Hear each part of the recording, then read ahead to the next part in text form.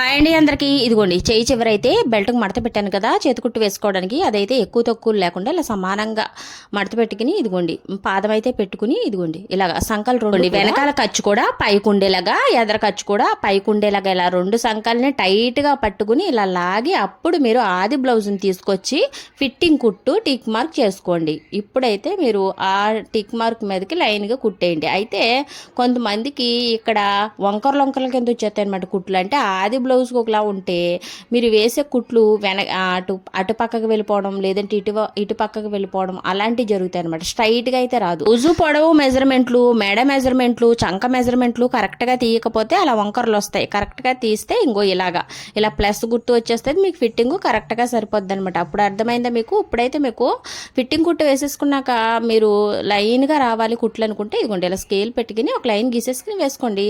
అలాగే కటింగ్ అయ్యాక ఒకసారి చెక్ చేసుకోండి.